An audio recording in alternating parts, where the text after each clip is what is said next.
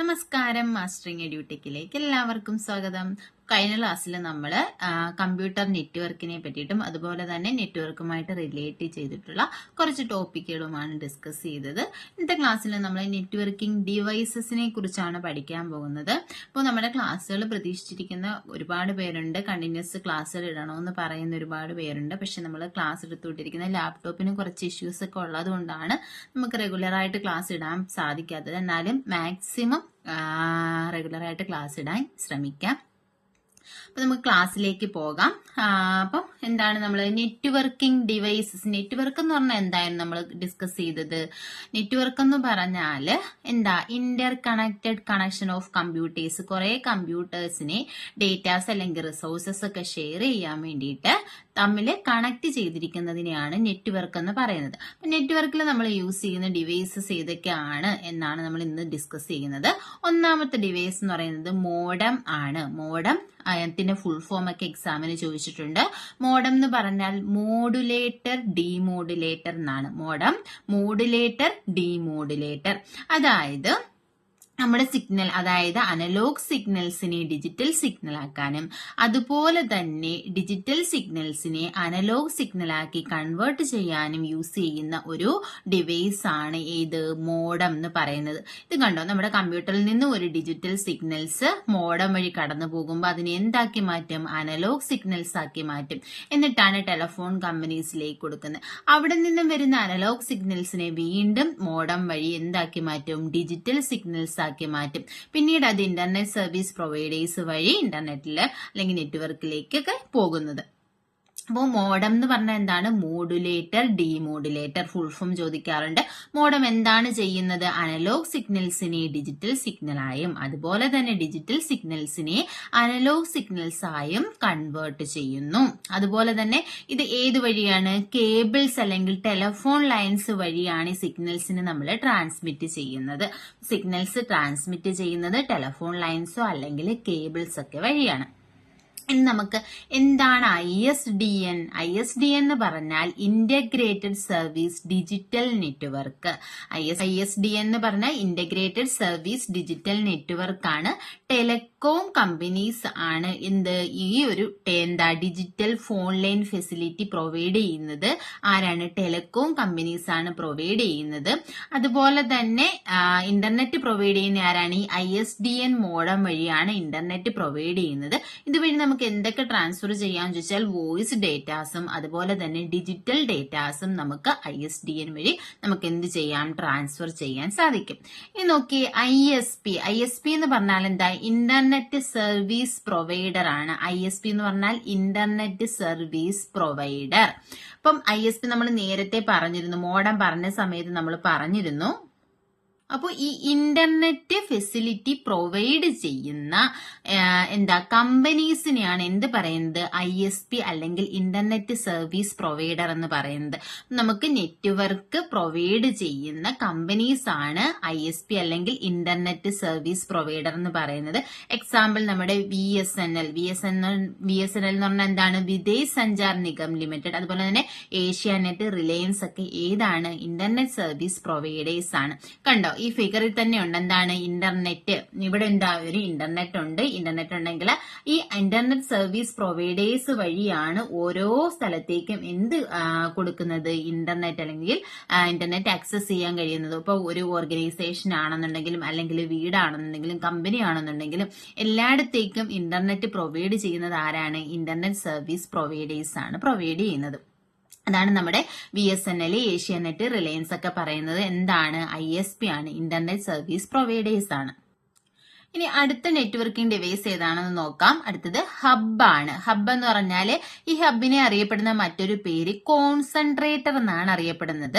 അപ്പോൾ ഹബ് എന്താ ചെയ്യുന്നതെന്ന് ചോദിച്ചാല് ഒരു നെറ്റ്വർക്കുമായിട്ട് കണക്ട് ചെയ്തിട്ടുള്ള മറ്റ് കമ്പ്യൂട്ടേഴ്സിലെല്ലാം ഡേറ്റാസ് ഷെയർ ചെയ്യാൻ വേണ്ടിയിട്ടാണ് ഏത് യൂസ് ചെയ്തിരിക്കുന്നത്, ഹബ് യൂസ് ചെയ്തിരിക്കുന്നത്. അപ്പോൾ to connect more than one computer together in a network. ഒരു നെറ്റ്വർക്ക് ആണെങ്കിൽ ആ നെറ്റ്വർക്കിലുള്ള എത്ര കമ്പ്യൂട്ടേഴ്സ് ഉണ്ട് ആ കമ്പ്യൂട്ടേഴ്സിനെ എല്ലാം തമ്മിൽ കണക്ട് ചെയ്യാനാണ് ഹബ് യൂസ് ചെയ്യുന്നത്. അപ്പൊ ഈ രണ്ട് ഫിഗേഴ്സ് കണ്ടോ, ഈ ഫിഗറിൽ ഇവിടെ ഒരു ഫസ്റ്റ് കമ്പ്യൂട്ടർ, അങ്ങനെ 4 കമ്പ്യൂട്ടേഴ്സ് ഈ ഒരു ഹബ്ബുമായിട്ട് കണക്ട് ചെയ്തിട്ടുണ്ട്. ഇനി ഇവിടെ നോക്കിയേ, ഇവിടെ 4 കമ്പ്യൂട്ടേഴ്സ് ഹബ്ബുമായിട്ട് കണക്ട് ചെയ്തിട്ടുണ്ട്. ഇനി ഈ ഒരു ഫിഗറിൽ നോക്കി, ഈ കമ്പ്യൂട്ടറിൽ നിന്നും ഒരു ഡേറ്റ ഈ ഹബിലോട്ട് ഷെയർ ചെയ്യുകയാണ്. അങ്ങനെ ഷെയർ ചെയ്ത് കഴിഞ്ഞാല് എന്താ ഇവിടെ കണ്ടോ, ആ ഒരു ഡേറ്റാസ് ആ ഹബ്ബുമായിട്ട് കണക്ട് ചെയ്തിട്ടുള്ള എല്ലാ കമ്പ്യൂട്ടേഴ്സിലേക്കും ആ ഡേറ്റ ഷെയർ ചെയ്യപ്പെടും. അപ്പൊ ഇവിടുന്ന് ഈ ഹബ്ബുമായിട്ട് കണക്ട് ചെയ്തിട്ടുള്ള എല്ലാ കമ്പ്യൂട്ടേഴ്സിലും എന്ത് ചെയ്യും, ഒരു ഡേറ്റ, ആ ഒരു നെറ്റ്വർക്കിൽ ഉള്ള ഡേറ്റ, നെറ്റ്വർക്കിൽ ഒരു കമ്പ്യൂട്ടറിൽ നിന്നും സെൻഡ് ചെയ്യുന്ന ഡേറ്റ ആ നെറ്റ്വർക്ക് അല്ലെങ്കിൽ ആ ഒരു ഹബ്ബുമായിട്ട് കണക്ട് ചെയ്തിട്ടുള്ള എല്ലാ കമ്പ്യൂട്ടേഴ്സിലേക്കും ഷെയർ ചെയ്യും. അപ്പൊ ഇതിനെ അറിയപ്പെടുന്ന മറ്റൊരു പേരെന്ന് പറയുന്നത് കോൺസെൻട്രേറ്റർ എന്നാണ് അറിയപ്പെടുന്നത്. അടുത്ത് നമുക്ക് നോക്കാനുള്ളത് സ്വിച്ച് ആണ്. ഇപ്പൊ സ്വിച്ച് എന്ന് പറഞ്ഞാൽ എന്താണ്, കഴിഞ്ഞ ദിവസം നമ്മൾ പറഞ്ഞു ഒരു നെറ്റ്വർക്ക് ഉണ്ടെങ്കിൽ അതിൽ 10 കമ്പ്യൂട്ടേഴ്സിനെ തമ്മിൽ കണക്ട് ചെയ്യുന്നതായിരിക്കും നെറ്റ്വർക്ക് എന്ന് പറഞ്ഞു. അപ്പോൾ ആ നെറ്റ്വർക്കിലുള്ള ഓരോ കമ്പ്യൂട്ടേഴ്സിനെയും ഐഡന്റിഫൈ ചെയ്യാൻ എന്ത് കാണും, ഓരോന്നിനും ഓരോ IP അഡ്രസ് കാണും. ഓരോ കമ്പ്യൂട്ടേഴ്സിനും ഒരു IP അഡ്രസ് കാണും. ആ IP അഡ്രസ് എന്ന് പറയുന്ന ഒരു യുണീക്ക് നമ്പർ ആയിരിക്കും. അത് വെച്ചിട്ടാണ് ഓരോ കമ്പ്യൂട്ടറിനെയും ഐഡന്റിഫൈ ചെയ്യുന്നത്. സ്വിച്ച് എന്താ ചെയ്യുന്നതെന്ന് വെച്ചാല് ഏത് IP അഡ്രസ്സിലേക്കാണോ ഡേറ്റ സെൻഡ് ചെയ്യേണ്ടത് ആ IP അഡ്രസ്സിലേക്ക് മാത്രമായിരിക്കും ഡേറ്റ സെൻഡ് ചെയ്യുന്നത്. നെറ്റ്വർക്കിലുള്ള നമ്മൾ ഹബ്ബ് പറഞ്ഞു, ഹബ്ബുമായിട്ട് കണക്ട് ചെയ്ത് കഴിഞ്ഞാൽ ഒരു കമ്പ്യൂട്ടറിൽ നിന്ന് ഡേറ്റ ഷെയർ ചെയ്താൽ ആ ഹബ്ബിലുള്ള ബാക്കി എല്ലാ കമ്പ്യൂട്ടേഴ്സിനും ആ ഡേറ്റ കിട്ടും. പക്ഷെ സ്വിച്ച് ആണെന്നുണ്ടെങ്കിൽ ഏത് IP അഡ്രസ്സിലേക്കാണോ ഡേറ്റ ഷെയർ ചെയ്യേണ്ടുന്നത് ആ കമ്പ്യൂട്ടറിലേക്ക് മാത്രമായിരിക്കും ഡേറ്റ ഷെയർ ചെയ്യുന്നത്. Switch check the IP address and direct the message packet to the port on which the device with the IP address. Switch എന്ത് ചെയ്യും, IP അഡ്രസ് ചെക്ക് ചെയ്തിട്ട് ഏത് പോർട്ടിലാണോ IP അഡ്രസ് ഉള്ളത് അങ്ങോട്ടേക്ക് മാത്രമേ ആ ഡേറ്റ പാക്കറ്റ് സെൻഡ് ചെയ്യത്തുള്ളൂ. അപ്പോൾ ഓരോ കമ്പ്യൂട്ടറിനും IP അഡ്രസ് ഉണ്ടാകും. Each PC has it's on address. ഓരോ പേഴ്സണൽ കമ്പ്യൂട്ടറിനും എന്തുണ്ട്, അതിൻ്റെതായ ഒരു അഡ്രസ് ഉണ്ടായിരിക്കും. ആ അഡ്രസ്സിനെ നമ്മൾ എന്താണ് പറയുന്നത്, മാക് അഡ്രസ് എന്നാണ് അറിയപ്പെടുന്നത്. മാക് അഡ്രസ് എന്ന് പറഞ്ഞാൽ ഓരോ പേഴ്സണൽ കമ്പ്യൂട്ടേഴ്സിനും PCക്കും അതിൻ്റെതായ ഒരു അഡ്രസ് ഉണ്ടായിരിക്കും. അതിനെയാണ് മാക് അഡ്രസ് എന്ന് പറയുന്നത്. അടുത്ത എന്താണ്, ബ്രിഡ്ജ്. ബ്രിഡ്ജ് എന്ന് പറഞ്ഞാൽ ഒന്നോ അതിലധികമോ ലാൻസിനെ അല്ലെങ്കിൽ ലാൻ സെഗ്മെന്റുകളെ തമ്മിൽ കണക്ട് ചെയ്യാനാണ് ഏത് യൂസ് ചെയ്യുന്നത്, ബ്രിഡ്ജ് യൂസ് ചെയ്യുന്നത്.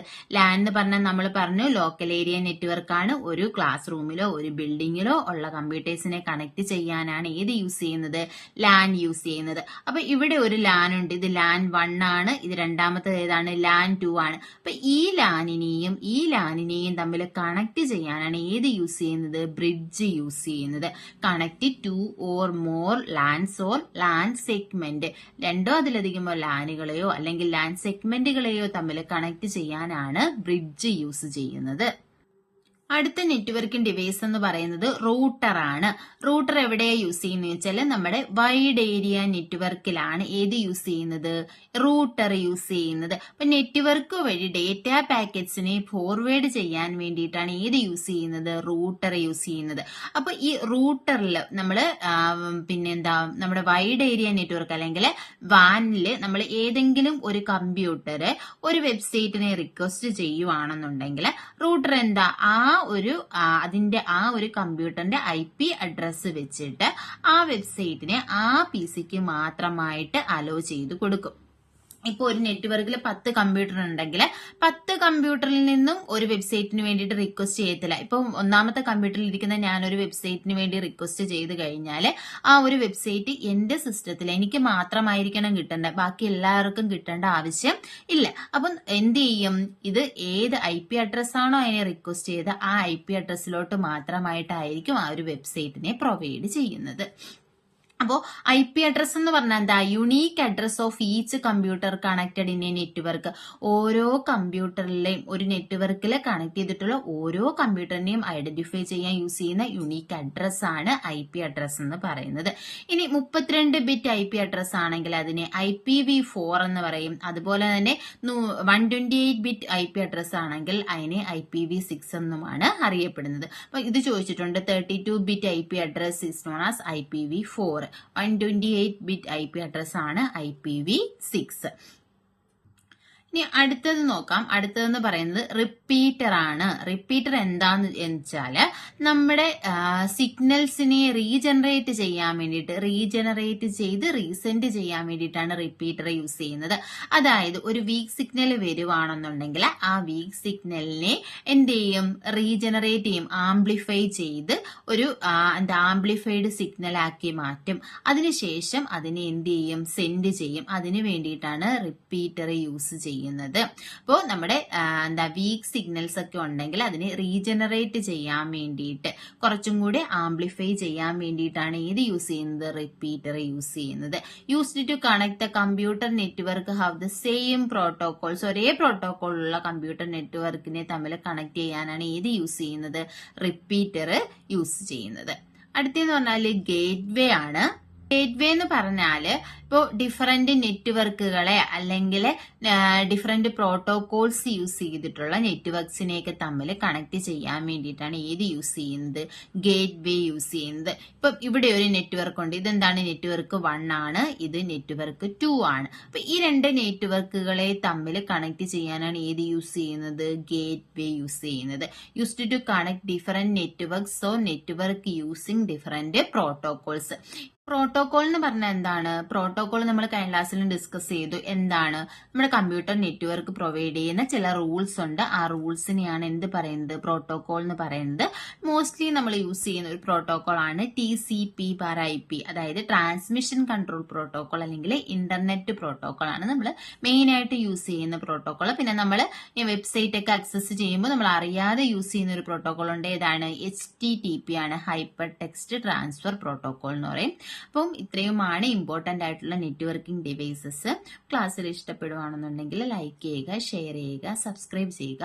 അതുപോലെ തന്നെ നിങ്ങൾക്ക് ഈ ക്ലാസ്സുകളുടെയൊക്കെ PDF നോട്ട്സ് വേണമെന്നുള്ളവര് നമ്മുടെ ടെലഗ്രാം ചാനലായ മാസ്റ്ററിംഗ് എഡ്യൂടെക്കിൽ ജോയിൻ ചെയ്യുക. ടെലഗ്രാം ചാനലിന്റെ ലിങ്ക് ഞാൻ ഡിസ്ക്രിപ്ഷനിൽ കൊടുത്തേക്കാം. അതുപോലെ തന്നെ നമ്മുടെ ചാനൽ ഡിസ്ക്രിപ്ഷനിലും ടെലഗ്രാം ചാനലിന്റെ ലിങ്ക് ഉണ്ട്. അപ്പോൾ ആവശ്യമുള്ളവർ ജോയിൻ ചെയ്യുക. താങ്ക്